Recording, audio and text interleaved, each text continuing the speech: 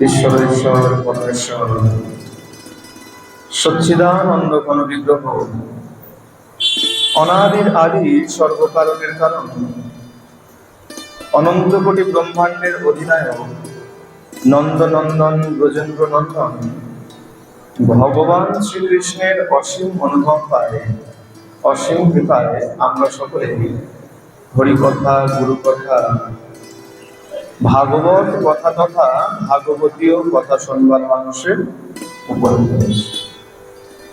যেহেতু শ্রাবণ মাস একদম শেষের দিকে, একদম আর কিছু বাকি আছে, তা সেই প্রসঙ্গে কিছু আজকে শোনানোর মনস্থির করেছি।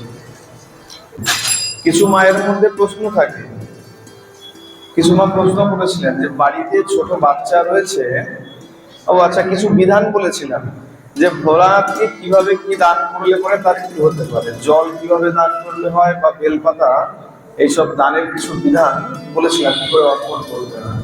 কিছু কোনো মা একটা মনে পড়ছে না বা হয়তো তিনি আসেননি, এরকম হতে পারে, প্রশ্ন করেছিলেন, জিজ্ঞাসা করেছিলেন যে আচ্ছা বাড়ির ছোট বাচ্চা প্রচন্ড দুরন্ত, শান্ত করা যাচ্ছে, এত দৌরাত্ম্যপনা করে যে তাকে শান্ত করা যায় না, ভাঙ চোর করে একাকার অবস্থা করে থাকে, তার জন্য কি বিধান আছে বলে, তার জন্য শিব পুরাণে খুব সুন্দর বিধানের কথা বলা আছে। আর সেই বিশেষ মাস চলছে, কিরকম বলছে দেখো, এই যে তোমার ঘরের বাচ্চা বলছো দুষ্টু বাচ্চা, খুব দুরন্ত, ঠিক সেরকম মা পার্বতী যখন ছোট ছিল, বয়স যখন মোটামুটি 5 কি 6, তখন মা পার্বতীও অত্যন্ত দুরন্ত ছিল। আর শুধু দুরন্ত নয়, হাতের কাছে যা পেত ভাঙচুর করে, এত ক্রোধান্বিতা ছিলেন, এত রাগী ছিলেন। এখন থেকে বাড়ির বাচ্চারা এত রাগী, আমরা কি করি, ধমাধম মেরে দিচ্ছি, তাই তো? বলা হচ্ছে লালয়ের পঞ্চবর্ষান, 5 বর্ষ পর্যন্ত লালন পালন করবে। লালন পালন করার অর্থ মারধর করা না। 10 বর্ষানি তারয়ের, 10 বছর মানে 5 বছরের পরের 10 বছর পর্যন্ত তুমি তাকে কি করবে, তারণ করবে, মারতে বলা হয়, বকা ঝকা করে তাকে লালন পালন করবে। আর তারপরে প্রাপ্তে তো ষোড়শে বর্ষে, যখন সন্তান 16 বছরের হয়ে যাবে তখন তাকে বুঝিয়ে সুঝিয়ে তাকে মানুষ করবে। তারপরে কি হবে, 16 বছরের উপরে চলে গেলেই পুত্রং মিত্র পদাচরণ, পুত্র বন্ধুর মতন। বাংলায় একটা প্রবাদ বাক্য আছে খুব সুন্দর, বাবার জুতো যেদিন থেকে পায়ে গলে যায় জানবে সেদিন থেকে বাবা আর ছেলে বন্ধু বন্ধু হয়ে যায়। বলেন না, বাংলায় এই কথাটা খুব চলে যে বাবার জুতো যেদিন থেকে পায়ে গলে যাবে মানে পায়ে এঁটে যাবে, সেদিন থেকে বাবা আর সন্তান বন্ধু বন্ধু। তো বলছে মারার কথা কিন্তু আমাদের শাস্ত্রে কোথাও বলা নেই যে মারধর করে সন্তানকে মানুষ করে। এখন আমরা কি করি, কর্তৃত্ব বিতৃত্ব হয়ে যায়। বলে দেখো, মানুষ যদি ভেঙে যায়, মানুষের মন, মানুষ ভেঙে যাওয়ার অর্থ মানুষের মন যদি ভেঙে যায়, সেই ভাঙাটা শুরু হয় ঘরের থেকে। ভালো করে চিন্তা করে দেখুন, বাইরের 5টা লোক 5টা গালমন্দ করে দিল, আপনি তত ভ্রুক্ষেপ করবেন, কিন্তু আপনার ঘরের আপনার প্রিয়জন যদি আপনাকে একটা কটু বাক্য বলে দেয় আর সেটা যদি মনে লেগে যায়, মানুষের সেইখান থেকেই ভাঙন শুরু হয়েছে। হ্যাঁ, ঘরে অশান্তি, মানুষ কি করছে, চারিদিকে খালি ঘুরে বেড়াচ্ছে, শান্তি খুঁজে বেড়াচ্ছে, শান্তি পাচ্ছে না। কেন বলে, ঘর থেকে তার অশান্তি শুরু হয়েছে। আর এই যে ছোট্ট কন্যা, আর সেই ছোট্ট কন্যার এমন রাজ দেখে পর্বতরাজ হিমালয় মনে মনে বিধ্বস্ত হয়ে গেছে। মা ময়না আর হিমালয় রাজ, পর্বতরাজ হিমালয়, দুজনে একদম বিধ্বস্ত হয়ে গেছে। এত ছোট কন্যা, এত ছোট সন্তান, তাতেও তার মধ্যে এত রাগ কেন, এত ক্রোধ কেন? বড় বলে তো বোঝা যায় যে না, সঙ্গ দোষে রঙ্গ ধরে, বলি না, আজে বাজে বন্ধু আছে আর তাদের সঙ্গে মিশে মিশে ওই সন্তানের মধ্যে বাজে প্রভাব পড়ে গেছে, বাজে প্রভাব পড়েছে। তাই এত ছোট বাচ্চা যদি হয়, তাই তার সঙ্গে বাজে প্রভাব কি করে আসে? সে তো এখনো ঠিকভাবে সঙ্গ করে নাই। হিমালয়, পর্বতরাজ হিমালয় চিন্তা করছে, আমি এমন তো বাজে স্বভাবের নই, আমার পত্নীও বাজে স্বভাবের নয়, আমার সঙ্গে যারা মেলামেশা করে কেউ কিন্তু বাজে চরিত্রের নয়। আমরা তো আগে বিচার করি যে যে বাচ্চা তার পরিবেশ কেমন আছে। বলে পরিবেশ খুব ভালো, বাবা কাকা জ্যাঠা দাদু পিসি কেউ বাজে নয়, বন্ধু বান্ধব ভালো, যেখানে পড়াতে পাঠাচ্ছি যে শিক্ষকের কাছে সেও ভালো, তথাপিও বাচ্চা এত অশান্ত। পর্বতরাজ আজকে মনে মনে চিন্তা করতে করতে বিধ্বস্ত হয়ে গেছে। আর বলে, দেখো, যে ব্যক্তি, যে পিতা বাইরে চাকরি করে, কার্য করে, তিনি যখন ঘরে আসেন তখন তার সামনে কখনো রাগী মুখ নিয়ে বা কোনো জেদ নিয়ে যেতে না। এটা শুধু বাচ্চার জন্য নয়, বাড়ির মা বউ সবার জন্য। যে ব্যক্তি বাইরে কাজ করে ফিরে এসছে, সেটা মাও যদি বাইরে কাজ করে ফিরে আসে তখন তার সামনেও কখনো রাগ নিয়ে, মুখ ভার করে, ক্রোধ নিয়ে কখনো যাওয়া উচিত। আর আজকে পর্বতরাজ হিমালয় সেই দেখতে দেখতে হতদত্ত, একদম বিধ্বস্ত হয়ে গেছে, মনে অশান্তি। সে এখন বেরিয়ে গেছে বাইরে, পথ চলতে শুরু করেছে। কেন? মনে অশান্তি। আমার এত ছোট কন্যা, আমার পরিবারের কারোর স্বভাব এমন নয়, তথাপি আমার ওই ছোট কন্যার স্বভাব কেন এরকম? সেই চিন্তা করতে করতে যখন পথে বেরিয়েছেন, অগ্রসর হচ্ছেন, আর পথ চলতে চলতে পথের মধ্যে তম্বুরু মুনির সঙ্গে দেখা হয়েছে। কি নাম? তম্বুরু মুনি। আচ্ছা, এই তম্বুরু মুনিকে, এই তম্বুরু মুনি হলেন আমাদের যেমন গোবিন্দের পরম ভক্ত, যে সবসময় বিনা হাতে নিয়ে ঘুরে বেড়াচ্ছে, নাম কি? নারদ। ঠিক তেমন দেবাদিদেব মহাদেবের পরম ভক্ত হলেন তম্বুরু মুনি। তার রূপটা একটু আলাদা, তার মুখটা হচ্ছে ঘোড়ার মতন। আমরা হয়গ্রীব মাধব দেখেছি তো, ভগবানের হয়গ্রীব রূপ, ঠিক তেমন তম্বুরু মুনির মুখটা হচ্ছে ঘোড়ার মতন। হাতে, এক হাতে বীণা আর এক হাতে করতা। নারদ ঋষির এক হাতে বীণা, এক হাতে খঞ্জনি দেখা যায়, আর এনার এক হাতে বীণা আর এক হাতে করতা। আর সবসময় শ্রী শিবায় নমস্তুভ্যম, শ্রী শিবায় নমস্তুভ্যম, শিবের নাম করে চলেছেন। শিবের পরম ভক্ত, যেখানেই যান এই শিবের নাম নিয়ে ঘোরাঘুরি করেন। সেই তম্বুরু মুনির সঙ্গে পর্বতরাজ হিমালয়ের সাক্ষাৎ হয়ে গেছে। পর্বতরাজ হিমালয়কে দেখা মাত্র তম্বুরু মুনি জিজ্ঞাসা করছেন, সে কি পর্বতরাজ, আপনার মুখ এত বিষণ্ণ কেন? আপনাকে দেখে মনে হচ্ছে হতদরিদ্রের মতন একদম বিধ্বস্ত হয়ে রয়েছেন, এমন কেন অবস্থা? হিমালয় খুব সুন্দর কথা বলেছেন। বলে, দেখুন মুনি, ঋষিবর, কি আর বলবো, মানুষের যদি ভাঙন হয়, যে যত বড়ই ক্ষমতাশালী মানুষ হোক না কেন, যদি সংসার তাকে ভেঙে দেয়, তার আত্মীয় পরিজন যদি তাকে ভেঙে দেয়, তাহলে সে কখনো উঠে দাঁড়াতে পারে না। আর ব্যক্তি যদি নিজের সংসার যদি কাউকে বিধ্বস্ত না করে, এই সংসারে এমন কেউ নাই যে কাউকে বিধ্বস্ত করবে। আপনাকে 5 জনে 5টা কথা বলে দিতে পারে, আপনার গায়ে লাগবে। পরিবার যতক্ষণ না বলবে ততক্ষণ আপনার ভ্রুক্ষেপ আসবে। বলছে, দেখুন, আমি এত পরিশ্রম করি, এত কিছু সব ঠিক আছে, কিন্তু আমার কন্যা, বলে 2 দিন যায় ভালো, তো 2 দিন বাদে বাদে রাগ ধরে নেয়, এত ক্রোধ করে যে তাকে সামলানো যায়, যা পায় হাতের কাছে সব ভাঙচুর করে ফেলে। এমন কারণ, এমন হওয়ার কারণ কি? আমার কন্যা পার্বতী এমন রুক্ষ স্বভাবের কারণ। তম্বুরু মুনি বলছেন, দেখুন, আপনার কন্যার যখন জন্ম হয়েছিল তখন তো নারদ মুনি তো জন্মপত্র বলেছিল, বিচার করে দিয়েছিল যে এই কন্যা অত্যন্ত সুশীল হবে, ভাগ্যশীল হবে, অত্যন্ত গুণবতী হবে। তথাপিও আপনারা তো চিন্তা কেন? বলে, এই যে বললাম, সে এত ক্রুদ্ধ যে তাকে সামলানো যায় না।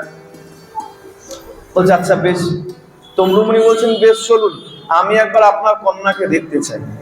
বলে, শুনুন, এই যে ক্রোধ, এই ক্রোধ এমনি এমনি হয় না। কি করে হয়? এর পূর্ব জীবনের কিছু লক্ষণ থাকে। পূর্ব জীবনের লক্ষণের জন্য সন্তান পরবর্তী জীবনে এত রুক্ষ স্বভাবের হয়। আচ্ছা বেশ, চলুন একবার আপনার কন্যাকে দেখতে চাই। হিমালয় বলছে, আচ্ছা বেশ বেশ চলুন মুনি, আপনি আমার সঙ্গে চলুন। ওই তম্রু ঋষিকে সঙ্গে নিয়ে হিমালয় রাজ আজকে নিজের গৃহে এসে, আর গৃহে এসে তম্রু মুনি যেই মাত্র পার্বতীকে দর্শন করেছে, সেই ছোট্ট শিশু পার্বতীকে দেখা মাত্রই তার চরণে প্রণাম করেছে। ছোট্ট শিশুকে দেখা মাত্রই প্রণাম করেছে। যেই প্রণাম করেছে অমনি হিমালয় জিজ্ঞাসা করছে, সে কি ঋষি, আপনি এ কি করছেন? আমার এত ছোট কন্যা আর তাকে আপনি প্রণাম করছেন? বলে, পর্বতরাজ শোনো, এই তুমি যাকে ছোট কন্যা মনে করছো, তোমার যে কন্যা এ কোনো সাধারণ কন্যা নয়। এই যে তুমি একটু আগে জিজ্ঞাসা করছিলে তোমার মেয়ের মধ্যে, এত ছোট মেয়ে, 5 কি 6 বছর বয়স, তা এত ছোট মেয়ে তথাপি তার মনের মধ্যে এত রাগ কিসের, জেদ কিসের? বলে, শোনো, এই মেয়ে সাধারণ কোনো মেয়ে নয়, এ হলো গত জীবনের সতী, দক্ষরাজের কন্যা সতী এই জীবনে তোমার ঘরে পার্বতী রূপ নিয়ে জন্মেছে। তাহলে এর মনে এত রাগ কেন, এত জেদ কেন? বলে, শোনো, এই গত জীবনে এর পিতা এর স্বামীকে অপমান করেছিল। দক্ষের বাড়িতে যখন গিয়েছিল, শিবের নিন্দা শুনেছিল, দক্ষ যজ্ঞ হয়েছিল, আর সেই যজ্ঞে যখন শিবকে নিমন্ত্রণ করেনি, আর সে সতী যখন দক্ষের বাড়িতে অর্থাৎ পিতার আলয়ে গিয়েছিল যজ্ঞ দর্শন করার জন্য, আর দক্ষরাজ তখন শিবের নিন্দা করেছিল, সে কথা আমরা এখানে অনেকবার শুনেছি। এই যে অপমান করেছিল, সেই অপমানের আগুন, সেই অপমানের জের তার মনের মধ্যে এখনো রয়ে গেছে। আর সেই কারণেই তোমার কন্যা এত ছোট হওয়া সত্ত্বেও তার মধ্যে এত রাগ, এত ক্রোধ। এই রাগ কিসের? বলে, ওই পূর্ব স্মৃতি যখন যখন মনে পড়ে তখন তখন ও ক্রুদ্ধ হয়ে যায়, তখন তখন রেগে যায়, ভাঙচুর শুরু করে দেয়, যখন যখন পূর্বের স্মৃতি মনে পড়ে যায়। আচ্ছা বেশ, মুনি আমাকে তাহলে এমন কোন পথ বলুন, যেই পথ, যেই উপায় করলে পরে আমার মেয়ে শান্ত হবে। বলছে, দেখুন, শান্ত হয়ে যাবে, চিন্তার কোনো কারণ নেই। কিভাবে? বলে, বেশ, আপনি এক কাজ করুন, মেয়েকে বলুন দেবাদিদেব মহাদেবের আরাধনা। ঋষি, এই কথা তো দেবর্ষি নারদ অনেক আগেই বলে গেছে, আর আমার কন্যা, আমার মেয়ে তো মহাদেবের আরাধনাও করে। বলে, না, শুধু আরাধনা নয়, বিশেষ সময় আরাধনা করতে হবে। কোন সময়? বলছে, আরাধনা করতে করতে যখন শ্রাবণ মাস আসবে, আর ওই শ্রাবণ মাসে যদি বিশেষ ভক্তি সহকারে দেবাদিদেব মহাদেবের অর্চনা করে, দেবাদিদেবকে তুষ্ট করতে পারে, দেবাদিদেবের নাম কেবলমাত্র জপ করতে থাকে, তৎপশ্চাৎ দেবাদিদেব মহাদেব তুষ্ট হইয়া থাকে। আর সেভাবে যদি আরাধনা করতে পারে, তাহলেই আপনার মেয়ে ধীর স্থির শান্ত হয়ে যাবে। এখনো দেখা যায়, এই শুধু কথার কথা নয়, অনেক মাকেই শোনা যায়, অনেক মাকেই বলা হয়েছে, অনেক মা করেও এর সুফল পেয়েছে। অত্যন্ত দুরন্ত শিশু, মাকে বলা হয়েছিল যে আপনি শিবের আরাধনা করবেন, শুধু শ্রাবণ মাস নয়, নিজের সন্তান যতদিন পর্যন্ত ঠান্ডা হচ্ছে না, দুরন্ত আছে মনে হচ্ছে, ততদিন পর্যন্ত দেবাদিদেব মহাদেবের মাথায় জল ঢেলে যাবে, আর ওই জল আপনার সন্তানের মাথায় বুকে লেপন করবে। কিছুদিন, বেশি দিন সময় লাগে না, কিছুদিনের মধ্যেই দেখা যায় সন্তান একদম ঠান্ডা হয়ে গেছে, ধীর স্থির হয়ে গেছে। বলে, কেন? বলে, বাবা ঠান্ডা তো সবাই ঠান্ডা। বাবার মাথায় জল ঢেলে সেই জল যদি দুরন্ত শিশুর মস্তকে, বুকে, পিঠে যদি লেপন করে দেওয়া যায়, সেই সন্তান পর্যন্ত ধীর স্থির হয়ে যায়। আমরা তো কত টুকটাক করি না, অমুকে বলেছে অমুক পাতা খাওয়াও, খাওয়ালো, হ্যাঁ, কেউ বলেছে এটা করো, তো এটা করলো, কেউ বললো ফকির বাড়ি যাও, তো গেল। বলে, এইসব কিছু করার দরকার নেই, আমাদের শাস্ত্র পড়ো, এই শাস্ত্রের মধ্যে এমন এমন কিছু বার্তা আছে যেগুলো তুমি যদি পালন করো তাহলে তোমার সব অশান্তি দূর হবে। আর দেখতে দেখতে, আচ্ছা খুব সুন্দর এরপরে প্রসঙ্গ আছে, এখন দেখতে দেখতে পার্বতী তো শিব আরাধনা করতে করতে ধীর স্থির হয়ে গেছে, একদম শান্ত হয়ে গেছে, বড় হয়েছে। তারপরে তো দেবাদিদেব মহাদেবের সঙ্গে বিবাহ হয়েছে। আচ্ছা, সতীর সঙ্গে যখন বিবাহ হয়েছিল আমরা সেটা শুনেছিলাম, যত মনে আছে গত বছর শিবরাত্রির সময় শুনিয়েছিলাম যে সতীর বিবাহ, মহাদেবের সঙ্গে সতীর বিবাহ শুনেছিলাম, মনে হয় থাকবে নিশ্চয়ই। ভোলানাথ যখন এসছিল বিয়ে করতে, রথে চড়ে এসেছিল, তো রথে চড়ে এসেছিল না, কিসে চড়ে এসেছিল? ষাঁড়ের উপরে চড়ে, তাই তো? আর ষাঁড়ের উপরে কেমন ভাবে বসেছিল? উল্টো করে। আর এই দর্শন করে, এইরকম জামাই দর্শন করে মা, তো মানে শাশুড়ি মা কি হয়েছিল, একদম অজ্ঞান হয়ে পড়ে গেছে, হাতের থেকে থালা খসে পড়ে গেছে। কেন? বলে জামাইকে দেখে। আচ্ছা, বিচার করুন, এখন যদি আপনাদের কারণ মেয়ের বিয়ে হয় আর জামাই যদি ষাঁড়ের পিঠে করে আসে আর ওরকম উল্টো ভাবে বসে আসে, সেটা তো দূরের কথা, আর জামাইয়ের সঙ্গে যারা সাঙ্গ পাঙ্গ তারা যদি মদো মাতাল হয়, তাহলে শাশুড়ির কি অবস্থা হবে? একে তো ভোলানাথ ষাঁড়ের পিঠে চড়ে এসছে, দ্বিতীয় উল্টো ভাবে বসে এসছে, তৃতীয় তার যে সাঙ্গ পাঙ্গ ও দেখলে এমনি গায়ে ভয় লেগে যায়। বলে কেমন? সব ভূত প্রেতের দল সব এসছে। কারোর একটা চোখ, কারো বিশাল চোখ, কারো চোখ নাই, কেউ তো ঢেঙা লম্বা, বিশাল লম্বা, কেউ বিশাল মোটা, কারো হাত আছে তো কারো পা নাই, কারো শুধু দেহটা আছে তো নিচের অঙ্গ নাই। চিন্তা করো, সাঙ্গপাঙ্গ যদি এরকম হয়, কোন মেয়ের মা মাথা ঠিক থাকে? যাই হোক, সেই সময় বিবাহ হয়েছে। আর পার্বতী হয়ে যখন এসছে, এই পার্বতী হয়ে যখন এসছে তখনও দেবাদিদেব মহাদেবকেই লাভ করেছে। মহাদেবের সঙ্গে বিবাহ হয়েছে, বেশ কিছুদিন হয়েছে, সন্তান আদি গণেশ, কার্তিক, লক্ষ্মী, সরস্বতী সবাই একে একে যোগ হয়েছে। একদিন মা পার্বতী জিজ্ঞাসা করছেন যে প্রভু, আপনি গৃহস্থ তো? মা পার্বতী ভোলানাথকে জিজ্ঞাসা করছে, আপনি গৃহস্থ তো? বলে সে কি পার্বতী, আবার কেমন কথা? হ্যাঁ, সন্তান আছে, বউ আছে, তা গৃহস্থ না তো কি? বলে আচ্ছা প্রভু, যদি গৃহস্থ হবেন কোনো কাজ বাজ কেন করেন না? সবার স্বামী কত সুন্দর কাজ করে, কত সুন্দর লাগে, আর আপনি বসে বসে তপস্যা করছেন। আচ্ছা, এরকম তপস্যা যদি করবেন, এই সংসার আপনাকে দেখে কি শিখবে? সবাই তো বিয়ে করবে আর মালা নিয়ে হাতে বসে যাবে, সাধু হয়ে যাবে, তপস্যা করবে, আপনার থেকে কি শিখবে? আচ্ছা পার্বতী, তুমি কি বলতে চাইছো? প্রভু, আমি চাই আপনি কিছু কাজ করুন, কিছু কাজ করুন, জীবিকা নির্বাহের মতো যেমন হয় তেমন কিছু কাজ করুন। আচ্ছা, কি কাজ করব বলো, তুমি বলো। কারণ বিবাহের সময় তো বাগদান করেছি, কথা দিয়েছি, তোমার কথার মর্যাদা রাখা, তাই তো? এখনো তো হয়। বলে এখন কথার কথাই হয়, বাগদান মাত্র হয়, কিন্তু সেই কথার পরে না তো মা রাখে না তো বাবা রাখে, তাই না? বিবাহের সময় কত রকমের কথা দেওয়া হয় যে হ্যাঁ তুমি যেরকম বলবে তেমন ভাবে চলবো, তারপরে দেখা যায় রূপ পাল্টে যায়, কি মা কি বাবা। দেবাদিদেব মহাদেব বলছে যে পার্বতী, তুমি যেরকম বলবে আমি তাই করবো, বলো তুমি কি বলতে চাইছো বলো। বলে কিছু কাজ করবো। বলে কি কাজ করবো বলো, তুমি যে কাজ বলবে সে কাজ করবো। বলে আচ্ছা প্রভু, এই কাজ বলতে এখন সবাই বিশেষ করে চাষবাস করে, চাষ করে, তা আমি চাই আপনি কিছু চাষ করুন। বলে সে কি পারবো, চাষ করবো? আচ্ছা বেশ, তোমার কথাও নয় রাখছি, চাষ করবো, কিন্তু চাষ করতে গেলে তো বলদের দরকার, লাঙল টানবে কে? বলদের দরকার। কিন্তু বলদ বলতে তো আমার একটাই, নন্দী, একটা বলদ দিয়ে চাষ করবো কিভাবে? বলে সে কি প্রভু, আপনার যে প্রভু, মহাদেবের প্রভুকে প্রাণ গোবিন্দ, আপনার যে প্রভু তার তো নাকি 9 লক্ষ ধেনু, এক কাজ করুন, তার থেকে একটা দুটো ধার করে নিন। বলে হ্যাঁ পারবো।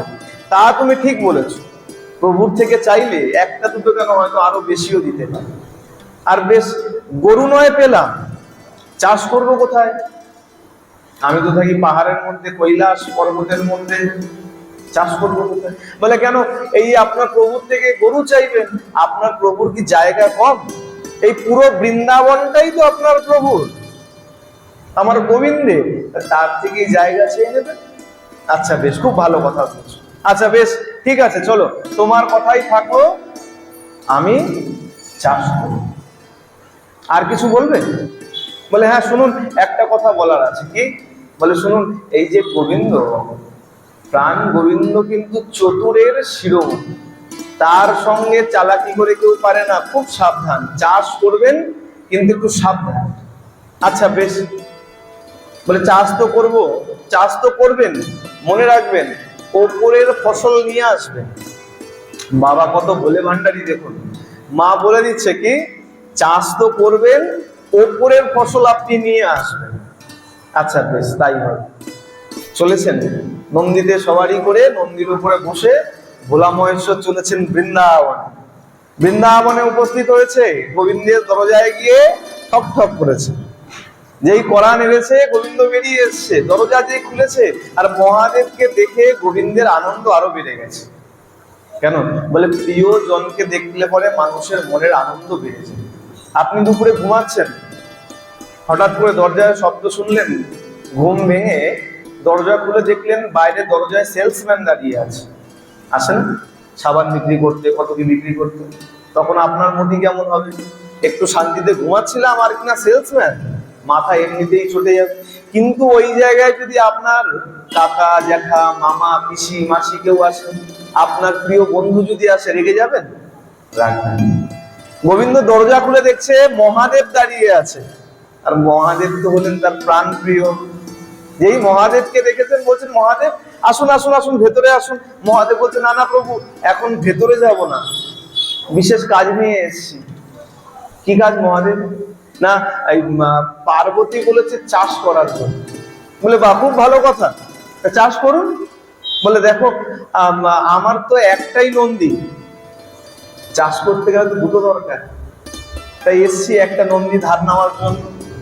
বলে সে কি মহাদেব, একটা কেন, আমার এখানে 9 লক্ষ রয়েছে, আপনার একটা দুটো পাঁচটা 10টা যে কটা লাগে নিয়ে যান। আচ্ছা বেশ, খুব ভালো। আচ্ছা আরেকটা কথা আছে। কি কথা? এই নন্দী তো নেব, চাষের একটু জায়গাও দরকার, চাষ করবো কোথায়? খালি গরু নিয়ে গেলে হবে? চাষের জায়গা দরকার। বলে মহাদেব এ আবার বলতে, এই পুরো বৃন্দাবন আপনার, যান যেখানে ইচ্ছা সেইখানে লাঙল চালান, কোনো রোগ টোগ নেই। বলে বেশ, খুব ভালো কথা। আচ্ছা প্রভু একটা শর্ত আছে। কি শর্ত? এ যে ফসল ফলাবো পার্টনারশিপ বিজনেস। হ্যাঁ, মহাদেব পরম বৈষ্ণব তো, অন্যায় করে না। বলছে প্রভু এই যে ব্যবসা করব, তা একটা নন্দী আমার, একটা নন্দী আপনার, আবার জায়গাও আপনার, তা বিজনেস যখন করব যা লাভ হবে 50-50, অর্ধেক অর্ধেক ভাগ। বলে দেখুন মহাদেব এ আমার এসবের দরকার নেই। গোবিন্দ বলছে আমার এসবের দরকার নেই, আমার যা আছে ঠিক আছে, আমার দরকার নেই, আপনি চাষ করুন, আপনি নিয়ে যান। না না না না প্রভু, এইরকম বললে হবে? আপনার থেকে নন্দী নেবো, জায়গা নেবো, আর আপনাকে ভাগ দেবো না, এটা অন্যায়। আচ্ছা বেশ, আপনার যা ভালো মনে হয়। যেতে শুরু করেছে গাভী নিয়ে, নন্দীকে নিয়ে আর গাভীকে নিয়ে, আবার ফিরে এসছে। আচ্ছা প্রভু একটা কথা বলুন, চাষ যে করবো, চাষ করবো কি চাষ করবো? বলে আচ্ছা বেশ, মা পার্বতী কিন্তু বলে দিয়েছিল যে সাবধান, চতুরের শিরোমণি কানু, একটু সাবধানে। গোবিন্দ কি করেছে? বলছে আচ্ছা মহাদেব বেশ, আপনি যখন চাষ করবেন, তো মহাদেব বলছে যে দেখুন একটা শর্ত তো দিয়েছি, আর পার্বতী বলে দিয়েছে যে ওপরের ফসল নিয়ে আসতে। তা 50-50 শেয়ার, যখন ওপরের ফসল আমার, নিচের ফসল আপনার, তা বলুন কি চাষ করা যায়? গোবিন্দ বলছে বেশ মহাদেব এক কাজ করুন, যান আলু চাষ করুন। কি চাষ করবে? আলু চাষ করুন। মহাদেব তো বৈষ্ণব, তো বৈষ্ণবের মনে মার প্যাচ থাকে না। আপনি যদি মিথ্যাও বলে দেন, প্রকৃত বৈষ্ণব যদি হয়, সে সেটাকে সত্য ধরেই চলে যাবে। মহাদেব বলছে বেশ, তাহলে ফসল যখন পাকবে তখনই দেখা হবে। আসলাম, গোবিন্দকে প্রণাম করে নন্দী গরু নিয়ে চলে গেছে, চাষ করেছে, আলু চাষ করেছে। যখন সময় হয়েছে আলু তোলবার, গোবিন্দকে ডেকেছে, প্রভু তাড়াতাড়ি আসুন, ভাগের সময় হয়েছে। বলে বেশ, ভাগ হোক। বলে যে কথা মতন ওপরের ফসল আমার, নিচের ফসল আপনার। বলেন বেশ, আপনার যেমন ইচ্ছা, আমি তো নিতাম না, আপনি দিচ্ছেন। দিন। মহাদেব কি করেছে? আলুর উপরে কি হয়, সব গাছপালা পাতা সব কেটে বস্তা ভরে নন্দীর পিঠে চাপিয়ে দিয়েছে। চল নন্দী, তোর মা দেখবি কত খুশি হয়। কেন? এই বলেছিল চাষ করতে, চাষ করেছি, ফসল নিয়ে যাচ্ছি বাড়িতে। আর গোবিন্দ চিন্তা করছে কে করলো চাষ আর কে খায় আলু। গোবিন্দ আলু নিয়ে চলে গেছে, আর ভোলানাথ ওই গাছ গাছরা সব চাপিয়ে একদম কৈলাস। মা দূর থেকে দেখছে বিশাল বস্তা ভরে নন্দীর পিঠে করে ভোলানাথ আসছে, মনে খুব আনন্দ, মহাদেব আসছে, চাষ করে নিয়ে আসছে। হাত দিয়েছে, পার্বতী তাড়াতাড়ি এসো, তাড়াতাড়ি এসো, এই দেখো কত কি নিয়ে এসছে। মা তো দেখে তাড়াতাড়ি গিয়েছে, নন্দীর পিঠ থেকে বস্তা নামিয়ে এবার বস্তা খুলে খালি হাঁটাচ্ছে, ডালপালা সরাচ্ছে, পাতা সরাচ্ছে। বলে মহাদেব শস্য কোথায়? বলে এই তো, এইটা শস্য। বলে এ তো দেখে বুঝতে পারছি যে তো আলুর চাষ করেছিলে, তা আলু কোথায়? বলে কেন? পার্বতী তুমি যে বলেছিলে ওপরের ফসল আমার, আমি তো ওপরের ফসল নিয়ে এসেছি, আর অর্ধেক অর্ধেক ভাগ করেছিলাম, তা ওপরের ফসল আমার, নিচের ফসল আমার প্রভু, দিয়ে দিয়েছি প্রভুকে। বলে মহাদেব, প্রভু আপনি কি করেছেন, যা শস্য ছিল সেই শস্য তো আপনি গোবিন্দকে দিয়ে চলে এসেছেন, ডালপালা সব। বলে এতে আমার কি দোষ? তুমিই তো বলেছিলে যে ওপরের ফসল নিয়ে আসবে, আমি ওপরের ফসল নিয়ে এসেছি। বলে না না, এইভাবে হয় নাকি? এ তো সব গাছ গাছরি, এতে না তো আপনি খেতে পারবেন, না তো আমি খেতে পারবো, না লক্ষ্মী গণেশ খেতে পারবে। এ খেতে পারবে কেবলমাত্র নন্দীরই কাজে লাগবে, আমাদের আর কোনো কাজে লাগবে না। আচ্ছা আপনি আবার যান। বলে আচ্ছা বেশ। বলে শুনুন, এইবার যাবেন, এইবার ফসলের নিচের অংশ নিয়ে আসবেন। নিচের অংশে কি আছে? আলু আছে তো, তা ফসলের নিচের অংশ নিয়ে আসবেন, ওপরের অংশ যান। বলে আবার যাব? হ্যাঁ যান। চল নন্দী, আবার যেতে হবে। তোর মা খুশি হয়, নন্দীর পিঠে চেপে আবার গেছে বৃন্দাবন। আবার ঠক ঠক করেছে। বলে দেখুন স্বামীও কেমন, বউ যেরকম বলছে তেমনই চলছে। হ্যাঁ, কারণ জানে বাবা যে মা যদি একবার রেগে যায় তাহলে আর শান্তি নাই। বলে মহাদেবের মতো ক্ষমতা তো কারো নাই, তারপরেও মা পার্বতী যেরকম বলছে তেমন চলছে। আবার চলেছে বৃন্দাবনের উদ্দেশ্যে। যখনই দরজার কাছে এসছে, গোবিন্দের দরজায় এসে দাঁড়িয়ে আবার ঠক ঠক করেছে। ঠক ঠক করতেই দরজা খুলেছে, দেখছে মহাদেব। আরে মহাদেব আসুন আসুন আসুন আসুন। না না প্রভু, ভেতরে যেতে পারবো না। আবার এসছে একটা কাজের জন্য। কি কাজ? আবার কিছু নন্দী দিতে হবে। আরে মহাদেব, আপনাকে প্রথমবারও মানা করিনি, এইবারও মানা করবো না, নিয়ে যান, আপনার যে কোটা লাগে। বলে আবার একটু চাষের জায়গা লাগবে। বেশ, নিয়ে যান চাষের জায়গা, চাষ করুন, কোনো অসুবিধা নেই। কিন্তু প্রভু এবার শর্ত একটু পাল্টে গেছে। কি শর্ত? না আগের বার তো আমি শস্যের উপরের ভাগ নিয়েছিলাম, এইবার আমি শস্যের নিচের ভাগ। বলে বেশ, আমি তো শস্য নিতে চাই না, আপনি জোর করে দিচ্ছেন তাই নিচ্ছি। বলে না প্রভু, আপনার থেকে গরু নেব, আপনার জায়গায় চাষ করব, আর সেখানে আপনাকে না দিলে খারাপ লাগে। তা কিন্তু শর্তটা এবার বদলে গেল, ওপরের ভাগ আমার, এই ওপরের ভাগ আপনার, আর নিচের ভাগ আমার। বেশ। যখনই যাচ্ছে হঠাৎ মনে পড়েছে চাষ করব কি। বলে প্রভু এই সব তো জিজ্ঞাসা করলাম, এবার চাষ করব কি? চতুরের শিরোমণি কানন। আচ্ছা মহাদেব, এবার যান, এক কাজ করুন, এই জোয়ার বাজরা চাষ করুন। কি চাষ করবে? জোয়ার বাজরা চেনেন তো? জোয়ার বাজরা দেখেছেন তো? নিশ্চয়ই দেখেছেন। জোয়ার বাজরা চাষ করতে বলেছে। কেন? জোয়ার বাজরা কোথায় হয়? গাছের একদম মাথায়, গাছের একদম মাথায় ধরে সেই ফসল। ঠিক আছে, এবার গোবিন্দের ভাগ কোনটা? গোবিন্দের ভাগ তো এবার ওপরে, আর মহাদেবের ভাগ নিচে। গোবিন্দ বললো যান, এবার জোয়ার বাজরা চাষ করুন। মহাদেব সাধু সন্ত মানুষ, বৈষ্ণব মানুষ, আর কোনো চিন্তা নেই। কেন? বলে এটা ভালোবাসা। বলে ভালোবাসার লোক যা বলে দিয়েছে সেটাই শেষ। চলে গেছে নন্দীকে নিয়ে আর গরু নিয়ে, গিয়ে আচ্ছা করে চাষ করেছে। বলে এই তো সাধারণ চাষি নয়, উৎকৃষ্ট চাষি। এমন চাষ চষেছে, খুব সুন্দর জোয়ার বাজরা ফলে গেছে, খুব সুন্দর ভাবে ফসল হয়েছে। এইবার যখন পাক ধরে গেছে ফসলের, গোবিন্দকে হাঁক দিয়েছে, প্রভু আসুন আসুন, এবার ভাগের পালা, এবার তো আপনার ওপরের ভাগ, তা আপনি ওপরের ভাগ নিয়ে যান, আমার তো নিচের ভাগ। বলে বেশ, বলে আবার ভেবে দেখুন মহাদেব। বলে না না প্রভু, ভাবার ব্যাপার নেই, আপনার থেকে গাভী নিয়েছি, জায়গা নিয়েছি, আর আপনাকে ভাগ দেবো না, এটা হয় নাকি কখনো? আপনার সাথে যা শর্ত ছিল তাই, ওপরের ভাগ আপনার, আপনি নিয়ে যান। গোবিন্দ কি করেছে, ওই ফসল সমেত ওপরের ভাগ সব কেটে নিয়ে চলে যান। আর মহাদেব তো আনন্দে একদম নন্দীকে বলছে, নন্দী আর চিন্তা নেই, এইবার তোর মা বলেছিল নিচের ভাগ নিতে, নিচের ভাগ নিয়ে চল তাড়াতাড়ি, এইবার তোর মা খুব আনন্দ পাবে। নিচের ভাগ একদম কেটে নিয়ে বস্তায় ভরে নন্দীর উপরে চাপিয়ে চললেন কৈলাস। দূর থেকে দেখতে পেয়েছে মা, বাবা আসছে, মায়ের মনে এবার আনন্দ, যে না যাক, একবার ভুল হয়ে গেছে, এইবার নিশ্চয়ই কিছু না কিছু নিয়ে আসছে। যে দূর থেকে দেখেছে, আর ওদিক থেকে মহাদেব হাত দিয়েছে, পার্বতী তাড়াতাড়ি এসো, তাড়াতাড়ি এসো, দেখো এইবার ফসল নিয়ে এসেছি, তুমি বলেছিলে, তুমি যেমন বলেছো তেমন এনেছি, এবার নিচের ভাগ এনেছি, ফসল নিয়ে এসেছি। মা যেই বস্তা খুলেছে, তাকিয়ে দেখছে ওই ডান্ডা আর ডান্ডা। জোয়ার বাজরা কিরকম হয়, সরু সরু লম্বা লম্বা গাছ হয়, আর মাথায় ফল ধরে, ফসল ধরে, ওপরেরটা তো নিয়ে চলে গেছে। বলে যা, এই যে ফসলের গাছ দেখছি, ফসল কোথায়? বলে কেন পার্বতী, তুমি বারবার একই কথা বলছো, তুমি তো বলেছিলে এবার নিচের অংশ আনতে, নিচের ভাগ এনেছে। বলে প্রভু, আপনি যে নিচের ভাগ এনেছেন, এর যে ফসল ছিল, সে ফসল তো ছিল গাছের মাথায়। বলে দেখো পার্বতী, এইরকম বারবার হলো না। আর দেখো, প্রভু কিন্তু আমার সাথে কোনো ছলা কলা করে, আমি যেমন জিজ্ঞাসা করেছি প্রভু তেমন উত্তর দিয়েছে, এতে কিন্তু প্রভুর কোনো দোষ নাই। ভক্তকে বলে প্রভুর দোষ নাই। প্রভু তো দিক থেকে ভাবছে, তুমি চাষ করো, ফসল তো আমি খাবো, আলু চাষ করেছো, আলু খেয়েছি, জোয়ার চাষ করো, জোয়ার খাবো।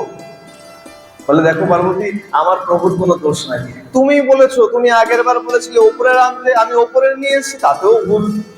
এইবার বললে নিচের অংশ আনতে, নিচের অংশ এনে, প্রভু এই যে নিচের অংশ এনেছেন, এই নিচের অংশই নন্দী খাবে, আর কেউ খেতে পারবে। জোয়ার বাজেরা কি করে, ওই গাছের ডালগুলো কেটে কেটে গবাদি পশুকে দিয়ে দেয়, খাওয়ার কাজে চলে যায়। বলে প্রভু, এই আপনি কি করেছেন, যান আবার যান। না না পার্বতী, আর যেতে হবে, আবার যাওয়া যায় না। বলে দেখুন, আবার যাওয়া কেন যাবে না, যতবার চাষ করছেন, যেগুলো ফেলে দেওয়ার সেইগুলো আপনি ঘরে নিয়ে আসছেন। বলে দেখো, এতে আমার প্রভুর দোষ নেই, আর আর যাবো না। কেন? বলে দেখো, দুবার করে গেছি, আবার যেতে খারাপ লাগে না? একটা মানুষের কাছে যদি আপনি একবার দুবার ধার নেন, তিনবারের বার নিজের বিবেক থেকে খারাপ লাগে, যে আবার যাবো তার থেকে ধার চাইতে, নিজের বিবেক থেকে বাঁধবে যে না না আর যাওয়া যাবে না। বলছে না না আর যেতে পারবো না। আরে আর যাবেন না কেন? বলে না না আবার গিয়ে বলবো। বলে বললে তাতে কি আছে, ফসল তো চাষ করছেন আপনি, আর তো গোবিন্দ বসে বসে খাচ্ছে, গোবিন্দ কিচ্ছু মনে করবে না, যান আবার তাড়াতাড়ি। বলে বেশ। বলে শুনুন, এইবার শর্ত পাল্টে গেল। কি শর্ত? এইবার ফসলের ওপরও আপনার, নিচেও আপনার। বলে সে কি, তাহলে আমি গোবিন্দকে দেবো কি? বলে আমি ওই সব জানি। বলে সে কি গো, পার্টনারশিপ ব্যবসা, তাতে যদি পার্টনারকে না দেই, তাহলে আমার ব্যবসা চলবে কি? ব্যবসা তো করতে পারবো না। বলে দেখুন, এইসব আমি জানি না, অংশীদারি ব্যবসা না কি সেটা আপনি বুঝুন, গোবিন্দকে কি দেবেন আপনি বুঝেন। এইবার ফসলের ওপরের ভাগও আপনার, নিচের ভাগও আপনার। মা তো বুঝতে পেরেছে যে গোবিন্দ বারবার ছলা ফলা করে সবজি সব নিয়ে নিচ্ছে। আচ্ছা বেশ, চল নন্দী, আরেকবার চেষ্টা করি। চলে গেছে, নন্দীতে চেপে আবার ভোজে এসে উপস্থিত হয়েছে। গোবিন্দের দরজায় যেই মাত্র টোকা মেরেছে, গোবিন্দ বেরিয়ে এসছে। মহাদেব আবার, প্রভু এখন বলতে দ্বিধা লাগছে, দুবার করে ধার নিয়েছে, গরু ধার নিয়েছে, জায়গা ধার নিয়েছে, এবার একটু ইতস্তত করছে, আবার কি হলো, আবার এসছেন, কি ব্যাপার বলুন। বলে প্রভু আর একবার ধার দিতে হবে।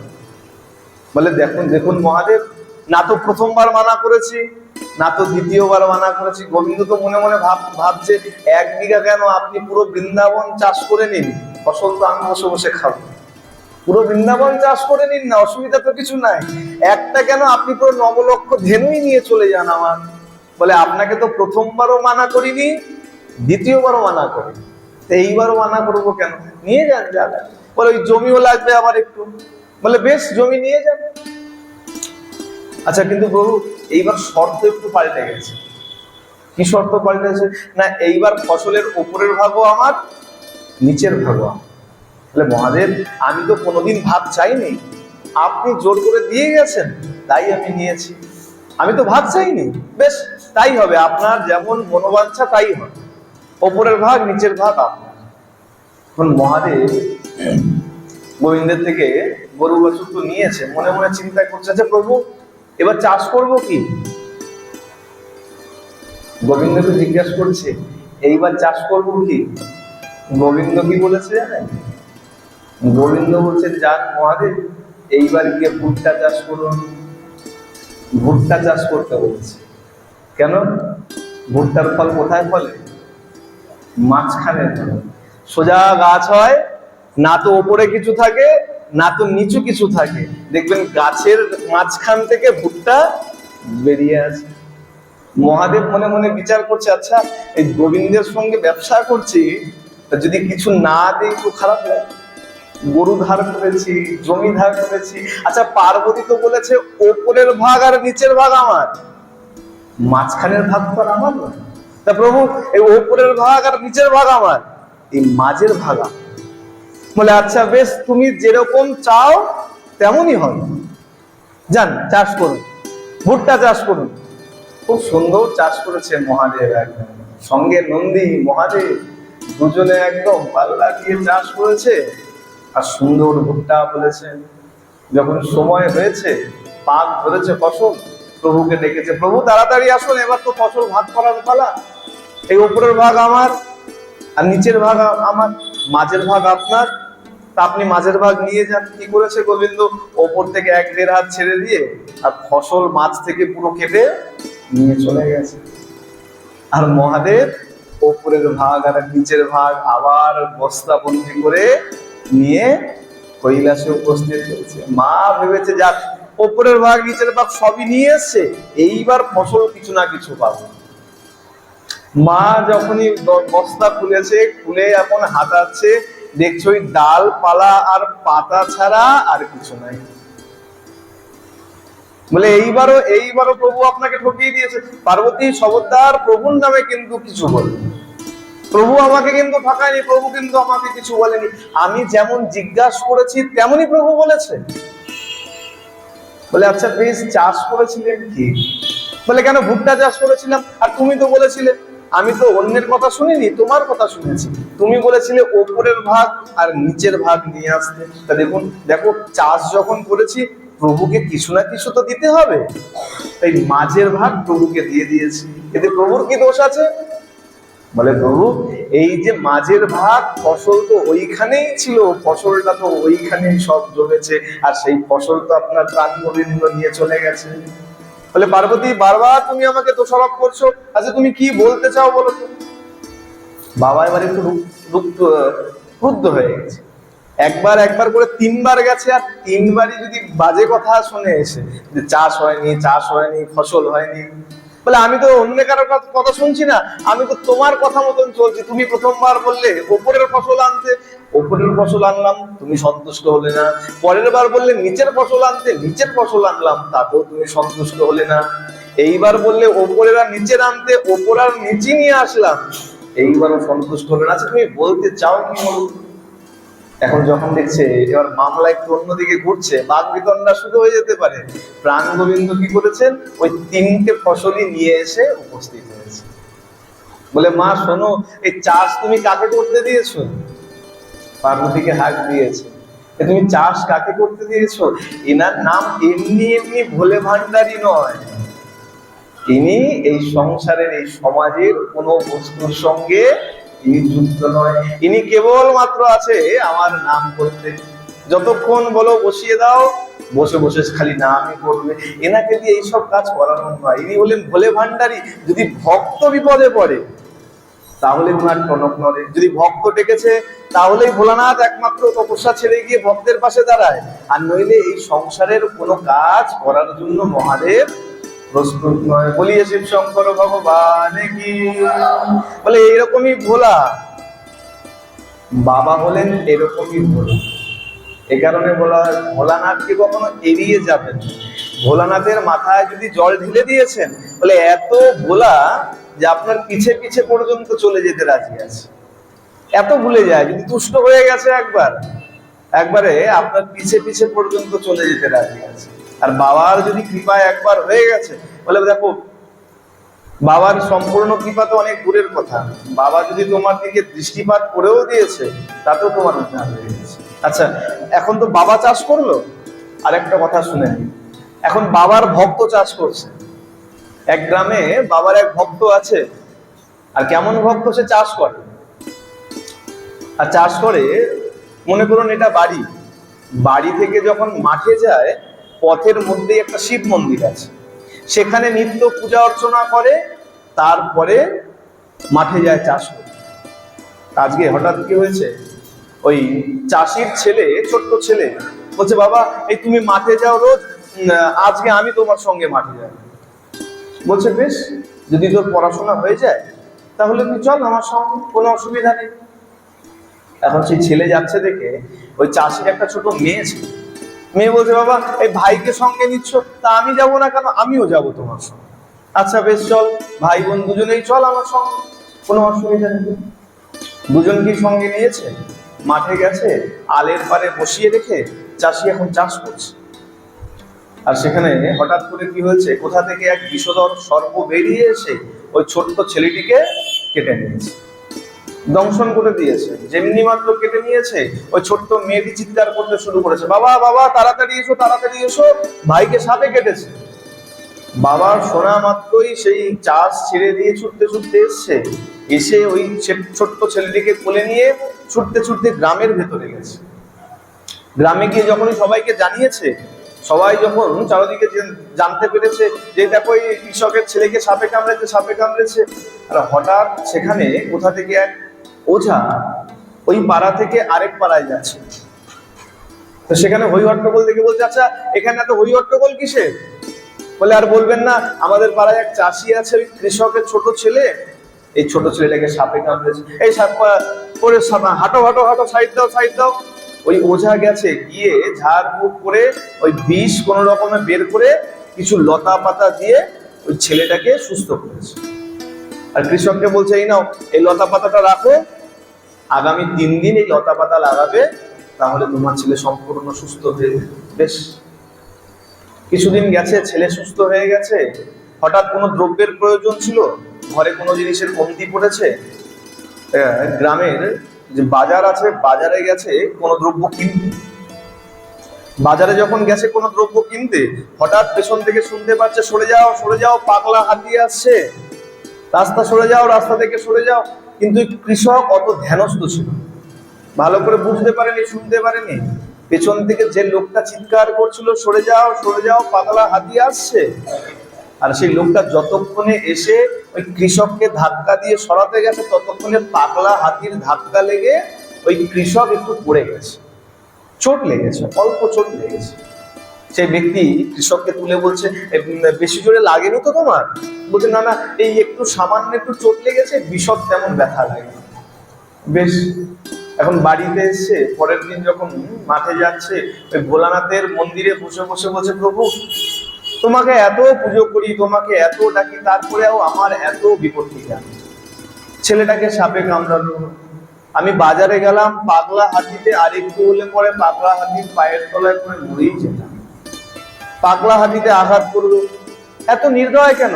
একটু কৃপা করো, একটু আমার উপরে কৃপা দৃষ্টি দাও।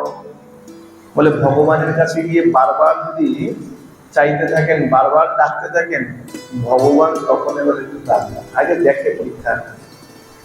আজকে কি হলো, ওই চাষি মাঠে গেছে, চাষ করেছে, কিছুদিন যেতে না যেতেই খুব সুন্দর ফসল হয়েছে। কেমন ফসল? ওই গ্রামে আশেপাশে আর কারো ওই রকম ফসল হয়, একমাত্র ওরই ক্ষেতের মধ্যে অত সুন্দর ফসল হয়েছে, কারো ক্ষেতে ফসল নাই।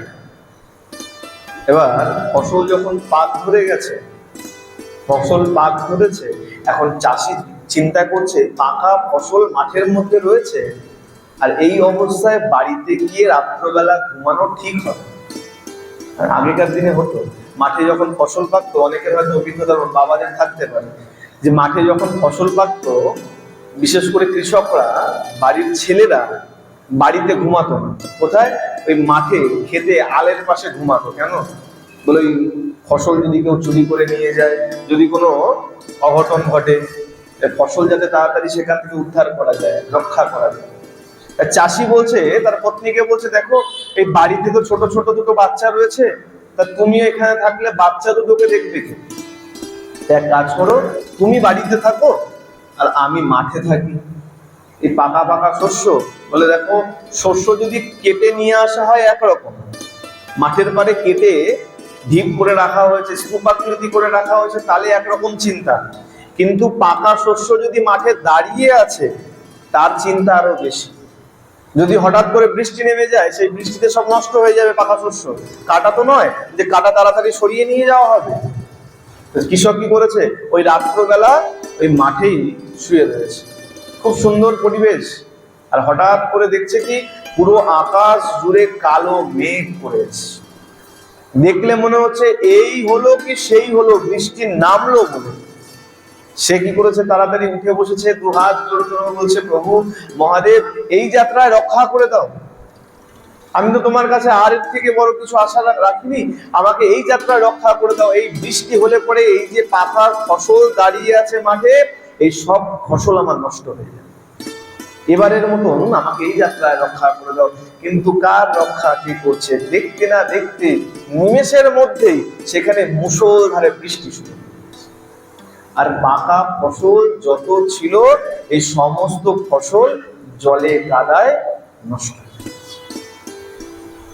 সেই কৃষক এখন ক্রুদ্ধ হয়ে গেছে, ছুটতে ছুটতে মন্দিরে গেছে।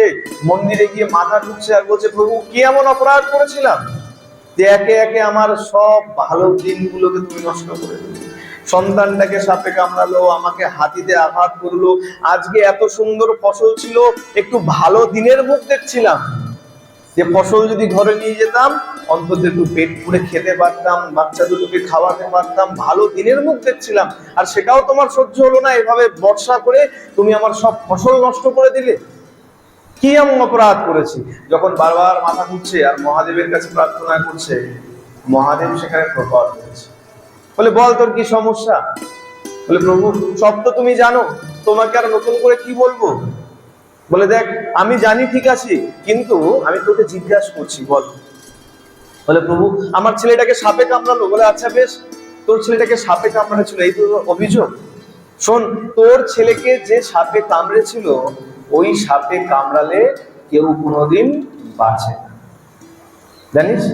ওই তোর ছেলেকে বাঁচিয়েছিল যে ওঝাটা, সেই ওঝাটা আর কেউ না, ওই ওঝাটা আমিই ছিলাম। নইলে আর কেউ ছিল না যে তোর ওই ছেলেকে বাঁচাতে পারে। আমি ওঝা হয়ে গিয়ে তোর ছেলের ওই বিষ তুলে তোর ছেলেকে সুস্থ করে দিয়েছি। আচ্ছা বলছিস তুই, ওই বাজারে তোকে পাগলা হাতি ধাক্কা মেরেছে? তোকে পেছন থেকে কে বলছিল সরে যাও সরে যাও, পাগলা হাতি আসছে? কে তোকে ধাক্কা মেরে সরাতে গেছিল? আমি ছিলাম তোকে। আমি যদি তোকে ধাক্কা দিয়ে না সরিয়ে দিতাম, ওই পাগলা হাতির পায়ের তলায় পড়ে তোর সেই দিনই ভবলীলার সাঙ্গ হয়ে যেত। ওই কৃষক আর কিছু বলতে পারছে না, কেবল নয়ন জলে ভেসে যাচ্ছে, আর কিচ্ছু বলার কোনো ক্ষমতা নেই। বলে, শোন, এই তুই ভালো দিনের মুখ দেখছিলি তো, এই ফসল দেখছিলি যে ভালো দিনের মুখ। দেখ, এই যে তোর প্রতিবেশী যে কৃষকরা আছে, তাদের কারো খেতে শস্য নাই, আর তোর উপরে রুষ্ট হয়ে গিয়ে তোর খেতে এত ভালো শস্য আছে, তাই তোর সাথে শত্রুতা করে কি করেছে জানিস? এই তোর শস্যের উপরে বিষ ছড়িয়ে রেখেছে। কালকে তুই যেই মাত্র শস্য কেটে নিয়ে বাড়িতে গিয়ে রান্না করে খেতিস, আর তুই কেন, তোর পুরো বংশ, তোর পুরো পরিবার মারা যেত। এই কারণে আমি বর্ষা করে সেই শস্যকে সব জলে ভাসিয়ে দিয়েছি, আর তুই বলছিস কিনা আমি তোকে দেখি না। বলে, ভগবানের ওপর অভিযোগ করবে না। ওই কৃষক কেবলমাত্র কেঁদে যাচ্ছে আর ভগবানের চরণে লুটিয়ে পড়েছে। বলে, প্রভু আমি বুঝতে পারিনি যে তুমি আমাকে প্রতি পদে পদে আমাকে রক্ষা করেছো। ভগবান সবসময় আমাদের উপরে সদয় আছে। এখনো আপনি চলে ফিরে চলছেন, হেঁটে চলে বেড়াচ্ছেন, মানে জানবেন এটা ভগবানের কৃপা। বলে, কত জায়গায় কত অ্যাক্সিডেন্টের কথা শোনা যায়, বলে সেখানে হয়তো আমরাও থাকতে পারতাম, কিন্তু ভগবানের কৃপায় এখনো এই নিঃশ্বাসটুকু আমাদের চলছে। ভগবান যদি না দেখতো তাহলে কখনো এটা সম্ভব ছিল না। রথের সময় একটা প্রসঙ্গ শুনিয়েছিলাম, জগন্নাথ দেবের একটা প্রসঙ্গ, জানি না মনে আছে কিনা। এক ভক্ত জগন্নাথ দেবকেও এরকম বারবার ডাকতো, অভিযোগ করতো। তা জগন্নাথ দেব বলেছিল, এই বারবার অভিযোগ করিস কেন? বলে, প্রভু তুমি আমার সঙ্গে যে আছো বুঝবো কি করে? বলে, শোন, একটা কাজ করবি, আমি তোর সঙ্গে আছি কিনা যদি বুঝতে না পারিস, যখন তোর মনে হবে যে আমি আছি কিনা বুঝতে চাই, তুই সমুদ্রের পাড়ে গিয়ে খালি পায়ে হাঁটবি। তাতে কি হবে? বলে, দেখবি দুটো চরণের ছাপ তোর আর পাশে দুটো চরণের ছাপ আমার। বলে, আচ্ছা বেশ। এখন যখনই মনের মধ্যে অশান্তি লাগে, মন ভালো থাকে না, সমুদ্রের পাড়ে চলে যায়, হাঁটে। আর যখনই হাঁটে দেখতে পায় না না না না, দুটো চরণের ছাপ আমার পড়ছে, পাশে দুটো জগন্নাথেরও পড়ছে, মন শান্ত হয়ে যায়। না, প্রভু আমার সঙ্গে আছে, কোনো ভয় নেই, সব ঠিক আছে। হঠাৎ করে একদিন বড় বিপত্তি হয়েছে, এত বড় বিপত্তি হয়েছে, মন অস্থির হয়ে গেছে, ছুটতে ছুটতে সমুদ্রের পাড়ে গেছে। গিয়ে যখনই হাঁটতে শুরু করেছে, দেখছে সে কি, সবাই তো সত্যিই বলে, যখন মানুষ বিপদে পড়ে তখন নাকি ভগবান আর সাথ দেয় না।